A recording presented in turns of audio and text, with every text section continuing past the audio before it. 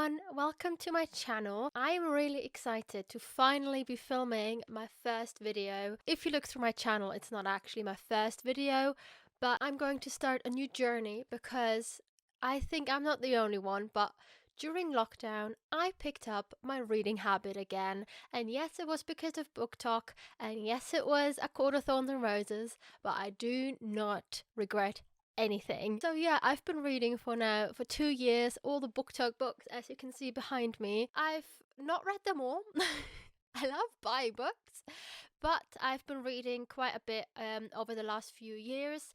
Last year I read about 40 books. I know, compared to a lot of people, especially on booktube and book talk, that is like nothing, but your girl has a life, and I am a particular sort of mood reader. I just have to be in the mood, and also in the mood for the certain book I'm reading, and I can't read two books at the same time. So yes, your girl doesn't have that much time, and who knows, maybe this year will change it.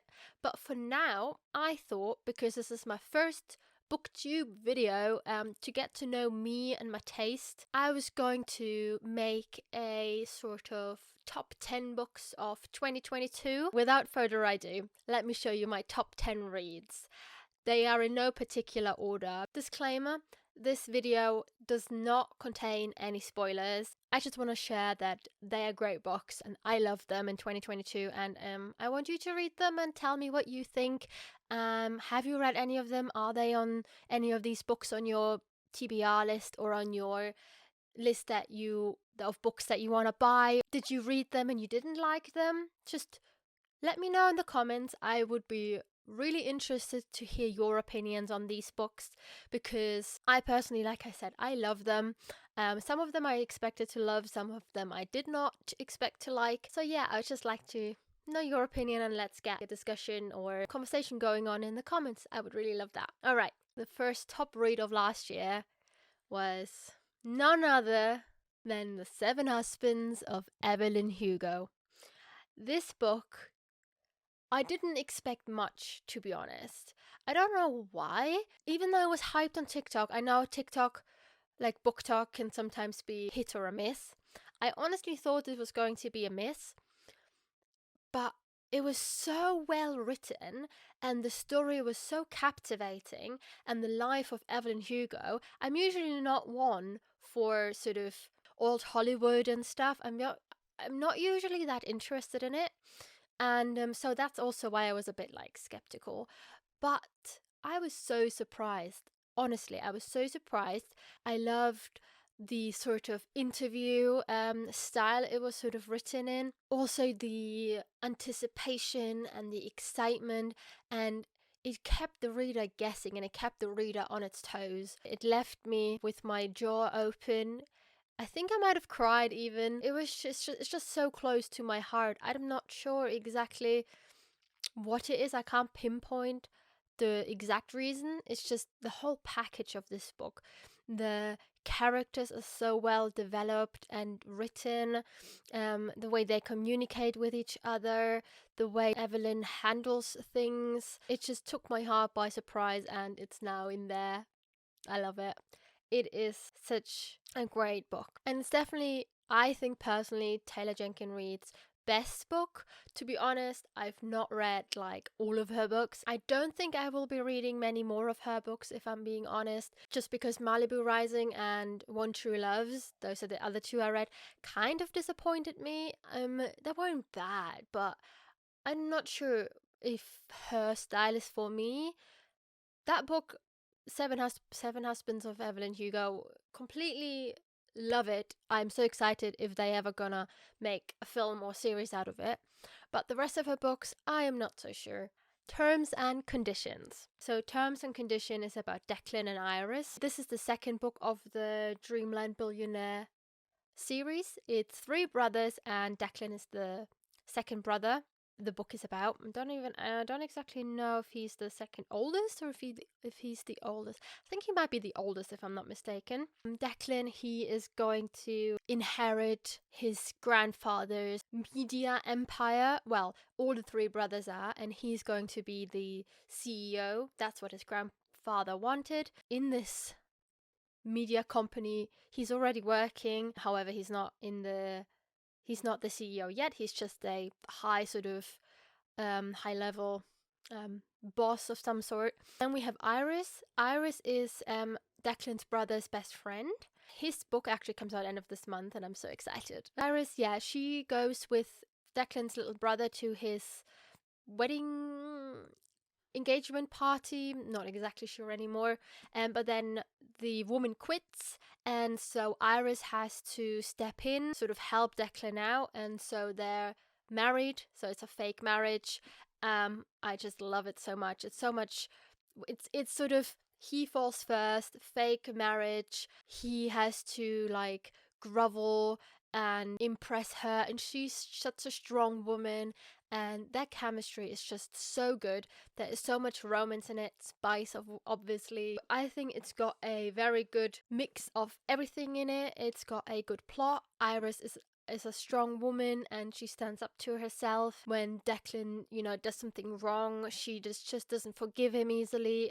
He has to proper make up for it, and their chemistry is just so good. These characters are so well built, and I really can't wait to read about what's his name? Callahan, I think is the third brother's name. That was definitely, I loved it. The Fine Print is the first of the series. I also read it. I think I gave it 4 stars, or even 5. It was also very good. But this one, Declan and Iris, just really grabbed my heart. Yeah, that is my second favorite read of 2022. Who can guess what's next? This book had still has, I think, such a strong hold on Book Talk. And it's no other than The Love Hypotheses. I read this book in one day. I loved it. I was very skeptical because of TikTok. That TikTok loved it. TikTok was obsessed with it. And I was really skeptical that it's just hyped up way too much. But I was not disappointed. I read this book in a day, and I barely do that anymore. So that just says everything. I just needed to know the story of Olive and Olive and Adam. This book has fake dating. Who does not love fake dating? And especially, who doesn't love fake dating while the guy's actually really in actuality in love with her? So he doesn't pretend. For him it's reality, though she thinks he pretends, but he doesn't, and we know that, but she doesn't. And I love that sort of stuff. It just, I can eat this shit up. Honestly, Adam, I love a man who just falls first and does everything for his girl, who's utterly in love with her, and she was clueless. I just loved how clueless she was. It's an easy read, it's a quick read, it's very cute, it's very romantic, it's very witty, funny, just a cute little book, and I really recommend it. Alright, the next books are these: Twisted Hate and Twisted Lies. Both are from the Twisted series, with these 4 friends. I can't remember all the names, but the first book is Twisted Love, and then it's Twisted Games, then Twisted Hate, and then Twisted Lies. I personally like these 2 the most. I'm not going to say too much about them. I mean, I love all of them, but these 2, the story and their relationship and their banter was just elevated. It was just chef's kiss, honestly. It was so good. And I did tab this one, I didn't tab this one. I think just because I was so, I don't know, into the story, I just couldn't like stop and write and tab and stuff. I just needed to know. But let's start with this one because this is the 3rd in the series. So this is about Josh Chen. So this is the brother from the girl in the first book, and Jules Ambrose. And if you read the 2 books before that, you know that these 2 sort of hate each other. Yeah, I'm pretty sure we get to know why they hate each other. I kind of forgot about that. Anyway, they hate each other. They are very sarcastic, and they like to, anger each other, just rile them up a little bit. So it was very, very fun to read about them, and then to like slowly experience how they change their feelings toward each other. And both are very job oriented. So I think she's focusing on being a lawyer while he's a doctor. So that, keeping that in mind, they barely have much free time, so the time they have is very precious. This is just enemies to lover, with very good banter, very good smart scenes once again, just well written characters all around. There's not really much to say. It's just a good enemies to lovers book with good spice, good characters. And I just really loved it. Now, Twisted Lies, this is the fourth friend. This came out last year, so this is about Christian Harper and Stella Alonso. Stella, funnily enough, is a sort of influencer, which kind of I thought was going to weird me out a bit, because I don't really like when real things and like things that are currently going on happen in books. But Christian, oh my god, he was so dark and mysterious and gentleman, but also bad boy. And Stella, she was sort of that sort of innocent little girl, but not really that innocent and not really that little. She was very bubbly, she's very bubbly and passionate and sort of stuff. And Christian is very, he keeps to himself, he's very quiet, mysterious, but once when he like wants something, he gets it.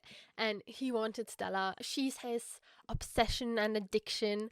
And Stella has a troubled past. He helps her out. He's by her side. He just makes her feel safe. And I think that's also why I love this book, because that is just another one of my weaknesses.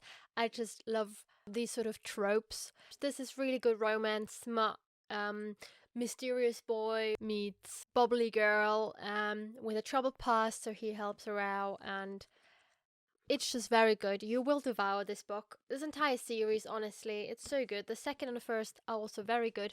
The first one is probably the weakest in my opinion. The second is really good because there's a bodyguard and a princess. Oh, I love that one as well. But these two, these characters are just a little bit more developed in my opinion, and just a bit more grown up and more interesting. These two books, I love this whole series. I have it behind me. So yeah, big love for these two books. Next, finally, after all these like contemporary romances and contemporary books, I have a fantasy books, and it's The King of Bethel and Blood. This was a very, very surprising read, and a very surprising 5-star read. I absolutely love this book, and I did not expect it. I thought this was going to be shit, if I'm being honest with you. Well, I didn't think it was going to be anything special. Let's say that. I didn't think it was going to be shit, but I didn't think this is going to be anything special. Because, yes, I've seen it talked about on Book Talk, obviously, but not like hyped up. Yeah, I don't know. I kind of fancied reading it, and I read it, and I was sucked into this book. I think I read it in a few days, 2 days, even maybe, I don't know. But I love this book so much. She has to kill him. He's a vampire, but when she tries to kill him, it doesn't go to plan. And Adrian, he warned her that if she tries again, it will have consequences. And so they go head to head a few times, but her plans like never succeed. And over that time period, she actually grows fond of Adrian, and is getting more and more attracted to him, even though she technically has to kill him. His attraction towards her grows as well, and it's just so good. It's a very simple read, I think, because I read that quite quickly. But the story is so fascinating, and you just want to know what Isolde and Adrian are up to, how where their relationship is going. Is she going to succeed in killing him? If so, what are the consequences? Is Adrian, going to confess his attraction? Is she going to confess her attraction to him? And you're just so sucked into this world. And obviously politics in Adrian's court are going on as well, where she has to, you know, be there for him and help him out, even though she doesn't want to, just so other people don't know exactly what's going on inside of the court. And very good smut scenes and very good romance, very good chemistry between the two, very good world building. It's got some funny scenes in it, but it's very mysterious, very fantasy driven. This just grabs you and sucks you into their world, and you don't want to stop reading. Actually, now the second book just came out. I think I got it in the mail yesterday, so I am so excited to know where Adrian and Isolde's story is heading towards. Now we've got People We Meet on Vacation. I read this while I was on vacation. I was on holiday in Italy on the beach because I thought it was very appropriate. It was so good. So this is about Poppy and Alex. This is a friends to lovers trope, which isn't usually my normal go-to, I must say. I don't really like friends to lovers that much, but I really like this book. Poppy and Alex, they are completely opposite people, and they're opposite in the sense that she's sort of like a quirky, wild human person, and he is more subdued and normal, if you can say that. He lives in a small town, she's from the city. I do like that. They are friends. Once a year they go on vacation together. Then it kind of stopped because something happened, and this story is 2 years in the future, sort of. So 2 years ago it's when they stopped, and before that they've been going for like 10 years, I think. Yeah, for a decade. So for 10 years they've been going on holiday each year, but then 2 years ago, from when the story's being told, it stopped because something happened. Yeah, but Poppy is kind of like at a point of her life where she's kind of bored and doesn't really know what to do, and she kind of needs to spark some creativity and just some interest in certain things. So I think she either calls or texts him or emails him, I'm not sure. She reaches out to Alex to take one final vacation together, to kind of like, you know, talk about what happened 2 years ago. You have to like Emily Henry's writing style. I know it's not for a lot of people, and it took me a while to get into it, to be honest. I've got all her books behind me, and that is, I think, the best one. No, that is a lie. That is a lie. I have another book that I really like from her. But I really like this. She just writes really good characters, I think. Really relatable characters. Obviously, I don't live in New York City, or, you know, I don't have anything in common that way, but you kind of resonate with her. That just makes you feel for her a little bit more. Her decisions justified, and also Alex's decisions, the way he is. It just all sort of makes sense, and it's not like where you would read the book and think, why would you do that? It's very natural and very close to reality, and based on what they've gone through, the way they make their decisions, yeah, the way the way they are, and the way they communicate with each other is just very unique, I think, and I really liked their chemistry. The book is in the way where you would read now, and then from 10 years ago, now, and then from 9 years ago. So you gradually you get to know closer and closer how the relationship was back then and how it is now, and how each is like related and affected. And it took me a while to get into that sort of mechanism of chapters, because I'm used to going chronologically or maybe have one throwback, but this was constant throwbacks and then back in reality. I really liked it. It kept the mysteriousness and the excitement really going. It made me think and guess sort of, oh, what could have happened? Has this happened? But then she throws in something completely different. It's just very good. It keeps you on your toes, and things happen that you wouldn't expect. It's not like a typical contemporary romance where everything is predictable. It's totally not, and the characters are really good, and it's a very good vacation read, but it's also a very good winter read because we're in January. I really like this book. Okay, let's continue with a sort of similar book. I think I also read this in summer. It is Every Summer After by Carly Fortune. It's just a small little book, but it just, I love it so much. It's so good. So the story is about Persephone and Sam. It's sort of a friends to lovers in a way. So Persephone and Sam, they used to spend the summers together in Sam's town. It's by a lake.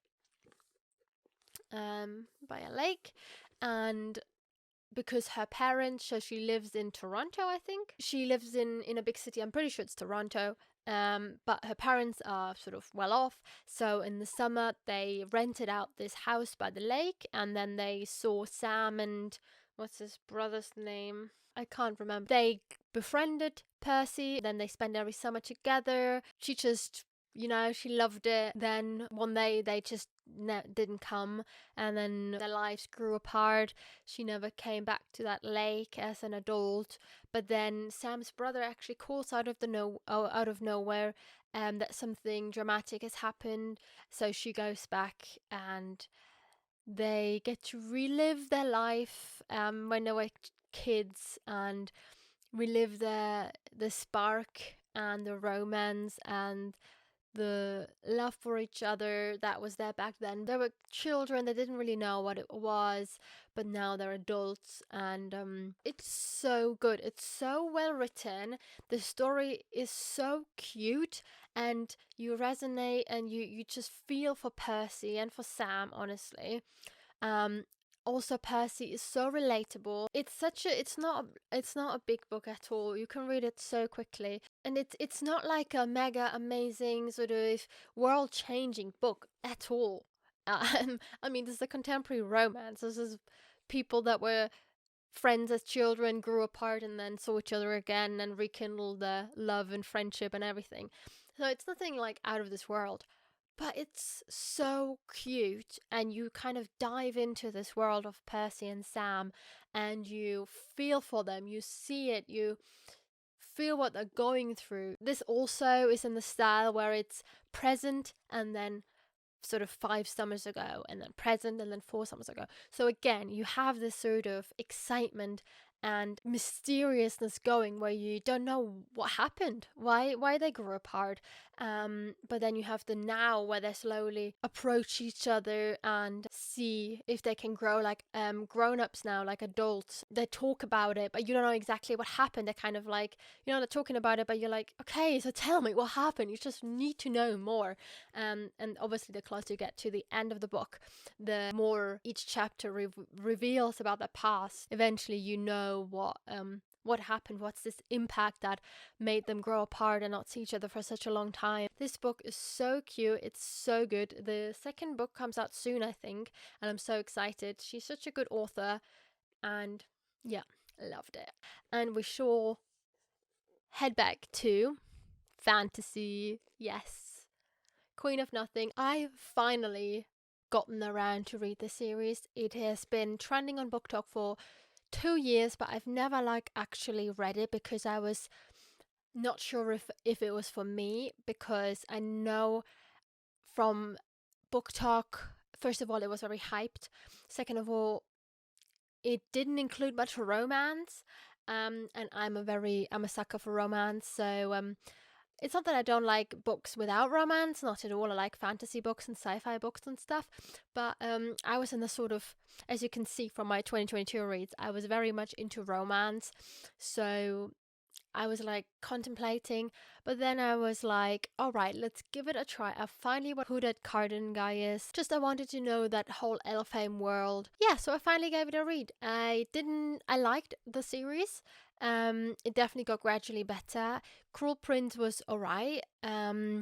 What's the second? Wicked King was better, and then Queen of Nothing was just everything. It was so good. I loved it so much. It's a very short book. I tapped quite a bit in it. It has quite a few plot twists in it. You have so much growth from all the characters, really. All the characters are very amazing. They work together very well. The banter is very good. The way they communicate is just so funny. You just grow to love these characters and their story, and it's just such good character development, and story building is very good. You can't but love these characters in here, and the plot is ingenious, I think, for a YA book. It's quite easy to understand, but it's got a twist in it. It's got a very good story, very good characters, very good world. Obviously Cardin, we love Cardin, and Jude. Jude is a badass. Queen of Nothing was just so amazing because Cardin and Jude, you know, they finally got that romance between them. They admitted it, and that longing and that love and that confession, and it was all very amazing to see. Cardin is bae, honestly. Cardin is such a good character, because you wouldn't think in The Cruel Prince that he would develop into the person that he's becoming. And I also read the letters online, and oh my god, my heart. The way he wrote about her, these letters were everything to me, because I read them a little bit after I read the books. So reading them reaffirmed to me the amazing character building that Cardin had gone through, and the way he writes is just such well worded letters. It fit his character so well, and then you can see him sort of breaking from this bad boy, I hate you character, to this please come back, please, I need you, I didn't mean for this sort of thing character, who is very apologetic because he realizes how much Jude actually means to him, and it's just so amazing to see. And I loved reading about their story. And The Queen of Nothing is definitely the best book in my opinion out of the series, because of that character building, and it's just much more in depth into Jude and Cardin's relationship, whereas the first two books aren't really. They're mostly them separate, and mostly it's about Jude, obviously. So I think also that's why I like this book, because Cardin is much more present in that book. That was definitely a very good read, and I recommend this entire series. And last but not least, like I said, I have another Emily Henry book, and that is Book Lovers. Book Lovers was also an amazing read. I bought it, I think, when it came out, because I heard everyone, talking about it and being excited. And I think that was my first Emily Henry book, actually, that I read. And I didn't want to miss out, because I was so behind on so many books that were popular on BookTok. So that was sort of the first book that I bought when it came out, because with the other BookTok books that were released so many years ago, and I've just gone around to read them. Whereas this, I read literally on the release day, I think. It's such a delight to read this book, because obviously book lovers means these are people that also love books, which we all can relate to, which was very nice. It was this sort of big city girl, also big city boy in a way, and then going to a small town actually called Sunshine Falls. Oh, how pretty is that name? And she's so there's Nora and Charlie, and they're both book editors. Well, she is a literary agent, and Charlie is a book editor, if I don't a book editor. And they actually met a few times in the big city because of their jobs, but it never really went well, and they didn't really like each other. But then Nora goes on to a little holiday trip. Yeah, so Libby then takes Nora to Sunshine Falls because she can see her big sister slipping away, and she kind of wants her to be the own heroine in her own story. And so they go to Sunshine Falls, and funnily enough, that's where Charlie's from. They keep running into each other, and you all know where he goes from here. They slowly get to know each other, and they realize they are not as bad as they think they are. It's just a very, very cute read with characters you can really relate to. I think actually this is the character I related to the most. Again, I'm not a literary agent in a big city, but that's not even it. It's her personality that I personally really related to, and it was just a nice breath of fresh air for me, I think, to read about a character like her. And the fact that they both like books, obviously, you know, kind of put a nice little spin to it. I think this is my favorite Emily Henry book. It keeps you on your toes in a nice way, and then there's romance and banter, and the other people, you know, they get to meet along the way are also very likable. It's just a delight to read this. You just feel good, and you wanna keep reading, and you just not disappointed in this book. And it's such a nice, cute cover. Like, I love blue and orange. It's perfect. Yeah, that is my top 10 reads of 2022. I've definitely read mostly romance. I would really love to know your thoughts on these books, and also let me know what you are currently reading and what your reading goal for this year is. My reading goal is 40 books, because I just know that I'd rather exceed it. So I'd rather read 50 books and meet my goal of 40 books, rather than setting my goal for 50 books and then only reading 40 books, if you know what I mean. I like to feel like I've achieved something. And I want to be a little bit more realistic, because I know this year ahead will be a little bit more busy, and I might not even have that much time to read, which I hope I will. And I hope I can make some time to read. I think this is already a very long video. I hope you like this video.